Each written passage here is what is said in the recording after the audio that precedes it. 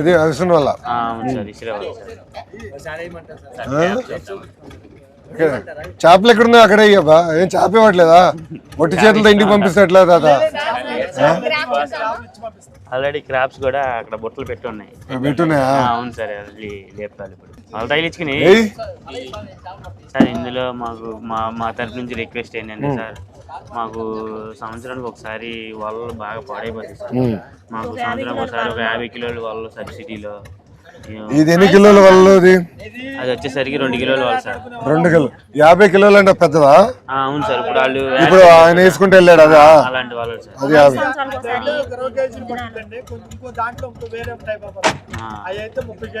40 కేజీలు 50 కేజీలు అలా పడతాయి సార్.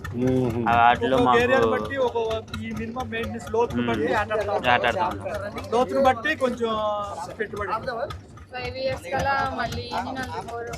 ఇంజిన్ రిపేర్ వచ్చేస్తుంది. నువ్వేబ్బా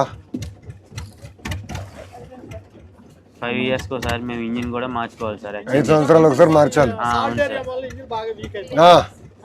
ఉప్పు నీరే కదా మంది. ఒక బోటుకి వచ్చేసరికి ఎక్స్పీరియన్స్ 10 years వరకే ఉంటుంది సార్. అది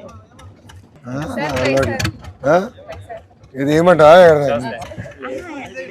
ఇవ్వాలి ఏదో చూద్దాం. ఎట్టేయాలి చెప్పు ఒకసారి. ఇటే ఇటే ఇటే ఏమంటావు కదా. ఎంత వయసు ఎంత మీది? కుర్రోడే ఇట్లా చేసాను. ఓకే నన్ను లాగదు కదా. నాకు ఈత వచ్చి కానీ అంత గొప్ప కాదు. కావాలి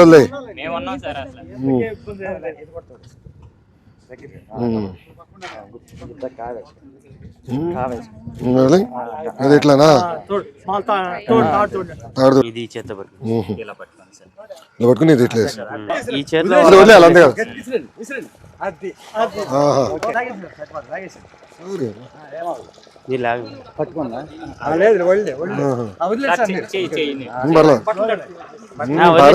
ఏమవుతుంది ఏమవుతుంది ఉప్పు నీరు పర్లేదమ్మా దా. అంత నడిచిన పాదయాత్ర ఇదే ఉందిలే. ఏం చేయాలి చెప్పు. ఆదాయం పెంచాలంటే ఏం చేయాలండి? మాకు సంవత్సరం ఒకసారి వాళ్ళు మాకు సబ్సిడీలో కొంచెం సబ్సిడీలో వస్తే మాకు కొంచెం రుణాలు బాగుంటాయి. వాళ్ళు బోట్లు ఇంజిన్ 5 సంవత్సరాలు బోట్ ఎన్ని సంవత్సరాలు వస్తుంది? నీకు 10 సంవత్సరాలు వస్తుంది. ల్యాండింగ్ సెంటర్ లేదు సార్. అంటే మాకు ఇప్పుడు ఫ్లోటింగ్ వస్తుంది కదా, వరద వచ్చినప్పుడు మాకు బోట్లు కట్టేసుకోవాలంటే బాగా ఇబ్బంది అయిపోతుంది సార్.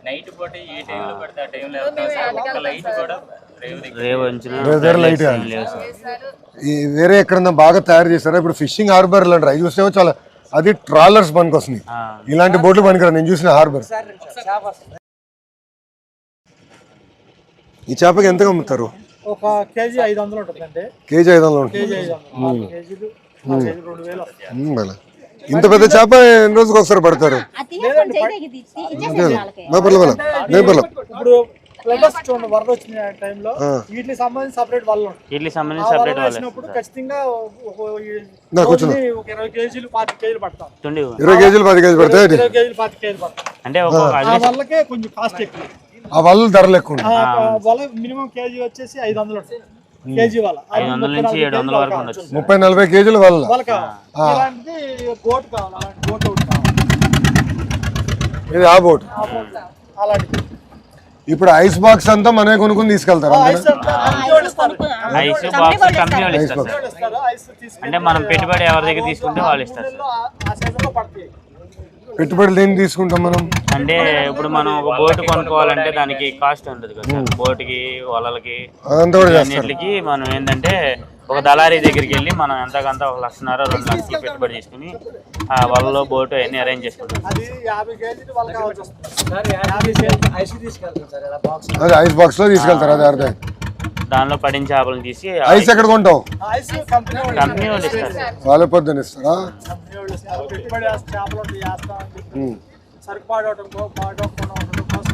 ఐస్ తీసుకుంటారు. అంటే ఎంతమంది ఇప్పుడు అట్లా కంపెనీలు అందరికి ఇస్తారు ఊర్లో? 58 మందికి. అంటే 58 బోట్లకి ఇస్తారా? 58 బోట్లు సో ఒకటి వాళ్ళ గురించి చెప్పారు, వాళ్ళ మీద. ఇప్పుడు మర్చిపోయా మీరు, ఇప్పుడు నేను ఫిషింగ్ హార్బర్ చూసాను, ఈ పోర్ట్ లాగా ఉన్నాయి, హార్బర్ లాగా లేవు. దాంతో ఏంటంటే ఈ చిన్న చిన్న బోట్లు ఆగవు. నాకు అర్థం, నేను చూసా, మన జోల దిండికి వెళ్తే నేను చూసా కదా, అది జోల దిండి చూస్తే అది నిజంగా పోర్ట్ లాగా ఉంది.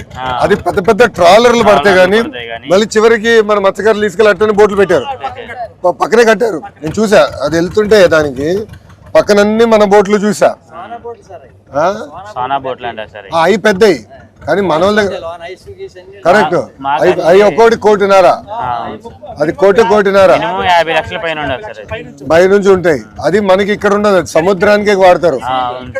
అది ఇక్కడ అదే అక్కడికి వెళ్ళి అక్కడ చేస్తే దానికి పనికి వస్తుంది. ఇప్పుడు ఇక్కడ మీకు కట్టాలంటే ఎలా కట్టాలి, ఏం కట్టాలి?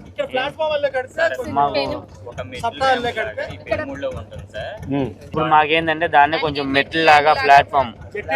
ఓకే, మెట్లు అంటే మనం పుష్కరాలు కట్టినట్టు మెట్లు కట్టేసి అంతే, మెట్లు కట్టాలి.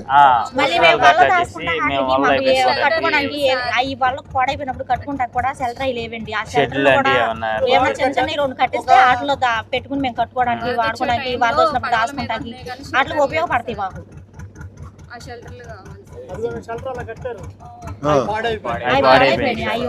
అలాంటి ఏమన్నా మామూలుగా షెడ్ లాంటివి వేపిస్తే అది ఇది కదా, అది మన తుఫాన్ వచ్చినప్పుడు దానికోసం కదా. ఎప్పుడు కట్టారు అది?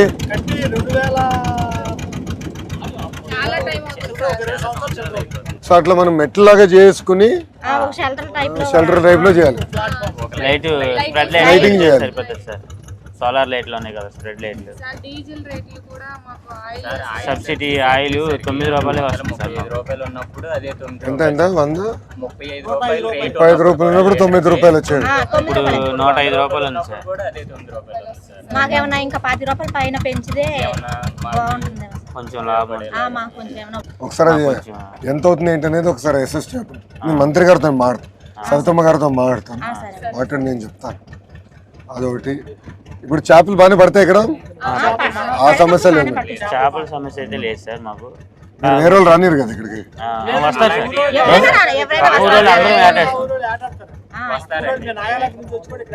ఆడతారా? టయాన్ని బట్టి సార్. ఇప్పుడు ఇక్కడ పడుతుంది అనుకో సార్, ఆ ఊరోళ్ళు వచ్చి ఇక్కడ ఆటేసుకుంటారు. ఇప్పుడు అక్కడ పడుతుంటే మేము ఇక్కడ నుంచి ఇటు పడితే వాళ్ళు ఇటు వస్తారు, మీ ఆటో వెళ్తే మీరు ఆటో వెళ్తారు. అట్లా సార్. ఇబ్బంది కానీ మీ కమిట్మెంట్ మెచ్చుకోవాలబ్బా. నాకు నేను చూసా, జూలైదండలో పాదయాత్ర చేసినప్పుడు ఊరు నుంచి వెళ్ళాలి, మన వాళ్ళదే ఊరు. 6 ఊర్లు 6-7 ఊర్లు వరుసగా ఉంటాయి. అందరూ కూర్చుని మాట్లాడుకుని వీడు వస్తున్నాడు పాదయాత్రలో, ఎవడు వెయిట్ వెళ్ళేదానికి లేదు. అందరూ రోడ్లను నీట్గా కడిగేసి ముగ్గులేసారబ్బా. ఇది ఊరు ఎంటర్ అయిన దగ్గర నుంచి ఊరు ఎండే వరకు ముగ్గుల్ని. నేను స్టన్ అయిపోయా. 3132 కిలోమీటర్లు నడిచా, ఎక్కడ చూడలా. అని అందరూ ఒకే మాట మీద నిలబడ్డారు. నేను అదే చూసాను. అవునా? అంటే ఒక కట్టుబడి ఉంటుంది సార్. ఆ ఊర్లో వెళ్ళడానికి వీలు సార్, బస్ ప్రయాణమే చేయాలి. అది మీ పట్టుదల మెచ్చుకోవాలబ్బా. అంటే ఈ మత్స్యకారుల్లో ఎక్కువ శాతం చాలా హ్యాట్స్ ఆఫ్. ఎందుకంటే మీరు కష్టాన్ని నమ్ముకునేవారు, ఆ పట్టుదల మీది చాలా వేరు. నేను చూసా కదా పాదయాత్రలు చూసా, ఆ కమిట్మెంట్, ఆ పట్టుదల మన ఆ ఊరు చూసిన అంటే అందరూ ఒక మాట మీద యూనిటీగా బాగా ఒక మాట అంటే ఇంకా మాట అనుకుంటే అందరూ అదే మాట మీద నిలబడతారు. చూసా మత్స్యకారులు అది ఉంది, ఆ కమిట్మెంట్, ఆ పట్టుదల చేసా. మొండోళ్ళబ్బా, మహామొండి అనుకుంటే ఇంకా నిలబడతారు అంతే. చాలా శారీరక కష్టం బలంగా ఉంది.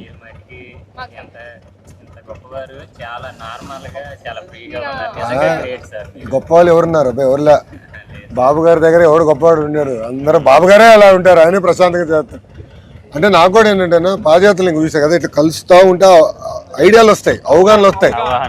ఇప్పుడు అవగాహన ఏం చేయొచ్చు, ఎలా చేస్తే బాగుంటుందని తెలుసుకున్నా. చాలా ఆలోచనలు అక్కడి నుంచి వచ్చింది. సో నాకు ఎప్పుడు అవకాశం దొరికినా ఒక ప్రోగ్రామ్ పెడితే ఒక ఐడియాలు వస్తాయి. మీతో మాట్లాడితే 10 రకాల ఐడియాలు వస్తాయి కదా.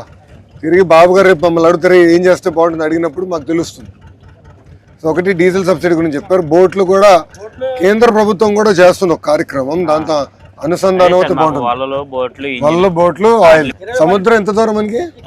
3 గంటలు సార్. 40 కిలోమీటర్లు, 3 hours 3.5 hours పట్టింది. 3.5 గంటలు పడుతుంది.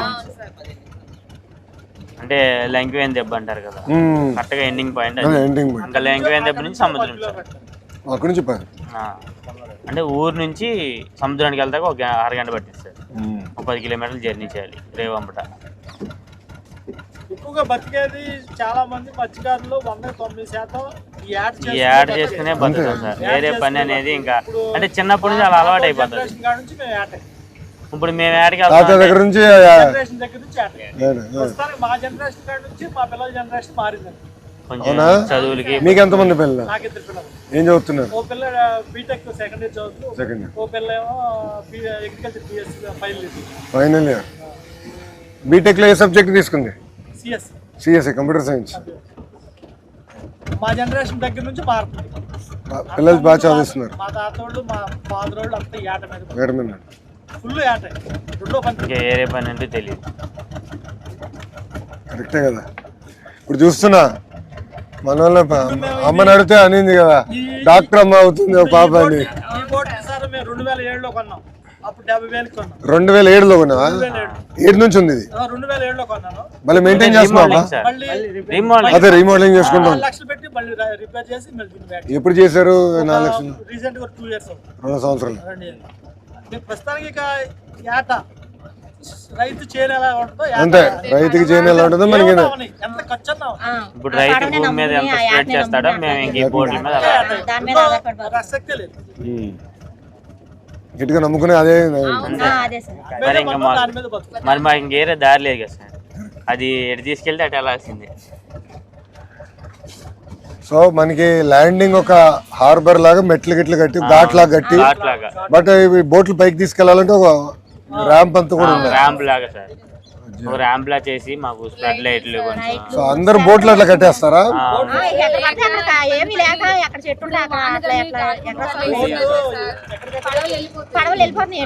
వెళ్ళి ఎవరో ఒకరు పడవలు వెళ్ళి తీసుకువచ్చుకోవాలి. మళ్ళీ ఆ గాలి తగ్గినాక ఇంకో వేరే పడవ వేసుకెళ్ళి ఆ పడవని తీసుకొస్తారు. మంచి పని పెట్టారు. ఇప్పుడు నాకు వెళ్ళి మంత్రి గారితో దెబ్బలాడాలి, ఇట్లా కలిసాం ఇది చేయాలని. అవగాహన వస్తే ఛాన్స్ ఉంటుంది కదా. మంచి పాయింట్. రైట్లో అది ఇప్పుడే చెప్పేస్తలే, నేను కలెక్టర్ గారికి చెప్పి అది పెద్ద పని కాదు. అసలు ఎన్నున్నాయో మొత్తం చూసుకుని దానికి ఎట్లా చేయాలో చేద్దాం.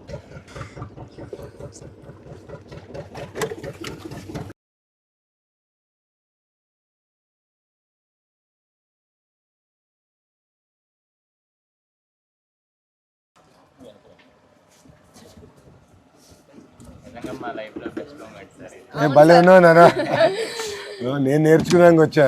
లేదు సార్, మేము అక్కడ దాకా రాలేం కదా సార్, మీరే మా కోసం అక్కడ నుంచి ఇక్కడ దాకా.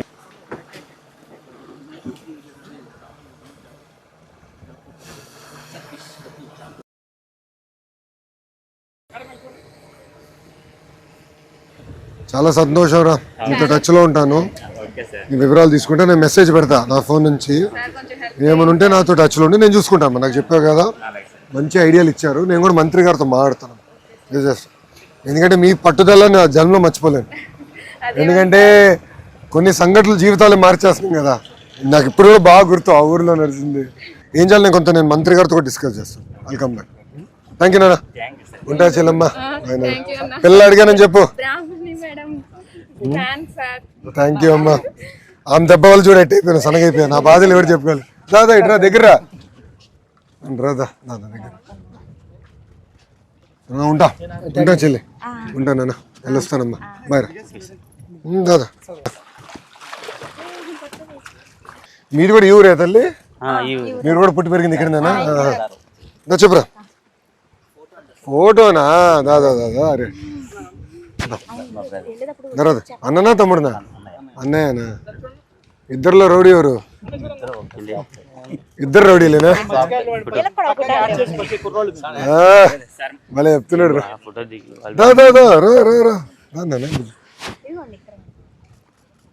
మరి ఇబ్బంది ఏం పెట్టలే కదా?